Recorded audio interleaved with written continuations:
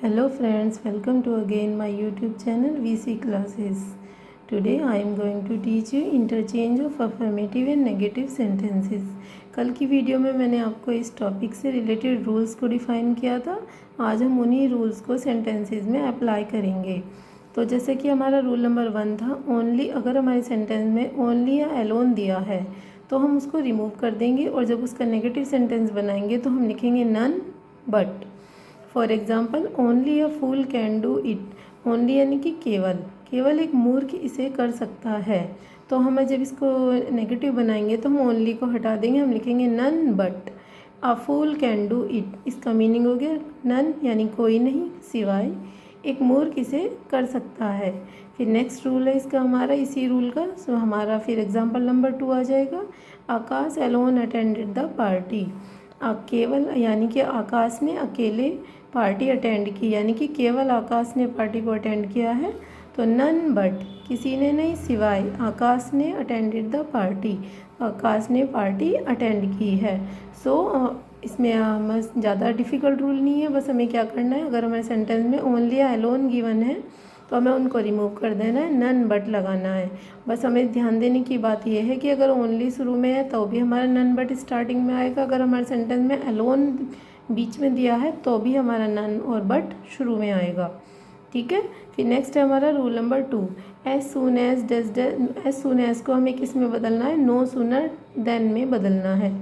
तो हमारा क्या हो जाएगा, अगर हमारे सेंटेंस में दिया हुआ है as soon as the thief saw the police, जो ही चोर ने पुलिस को देखा, ही रन अवे, वह यहाँ पे कोमा भी पुट किया हुआ है, कोमे का मीनिंग होता है त्यों ही।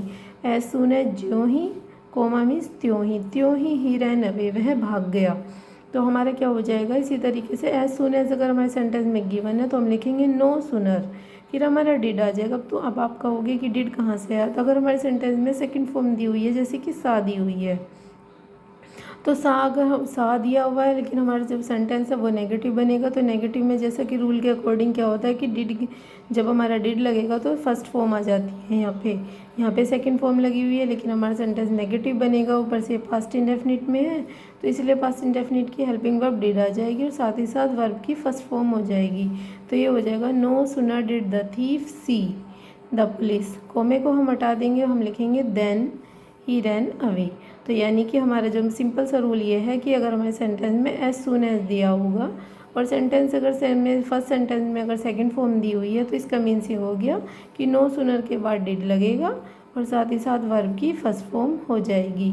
कोमा हटा के हमें देन लगाना है और सेकेंड वाला सेंटेंस एज इट इज़ लिखना है।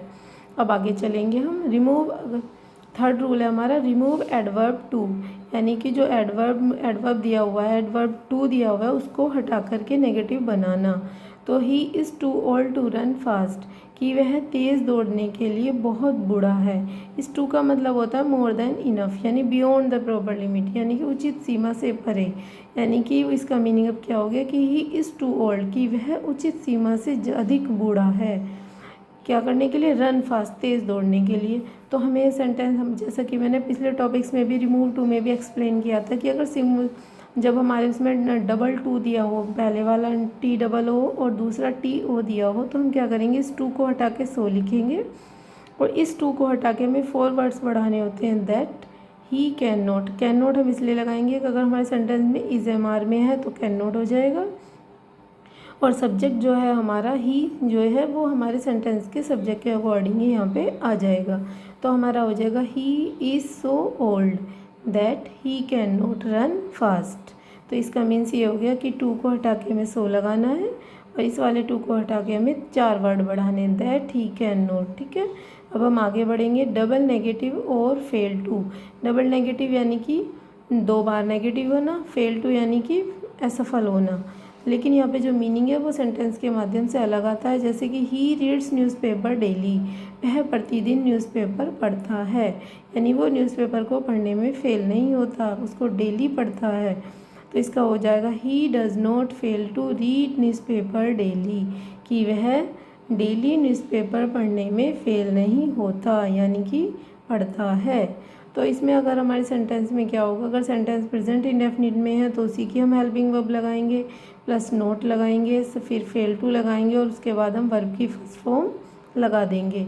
ये वाला जो मेथड है वो तब आता है जब हमारे सेंटेंस में जो वर्ड होता है उसका नेगेटिव नहीं बन पाता, तब हम इस वाले रूल को लगाते हैं। जैसे कि रीड का नेगेटिव नहीं होगा कुछ, रीड का कोई भी अपोजिट नहीं बन सकता है, अपोजिट वर्ड नहीं होगा, तो रीड का कोई अपोजिट नहीं हो सकता, इसीलिए हमें क्या करना पड़ेगा, इसमें double negative means fail to का यूज़ करना पड़ेगा। मैं एक बार फिर एक्सप्लेन करती हूँ कि ही रीड्स न्यूज़पेपर डेली, वह डेली न्यूज़पेपर पढ़ता है। हमारे सेंटेंस का सेंस यही रहना चाहिए, तो हमारा हो जाएगा he does not fail to, कि वह असफल नहीं होता है। टू रीड न्यूज़पेपर डेली, प्रतिदिन अखबार पढ़ने में, यानी कि वो रोज़ न्यूज़पेपर पढ़ता है। I hope students you like this video and enjoy this video, and if you like this video don't forget to subscribe this channel. Thank you so much.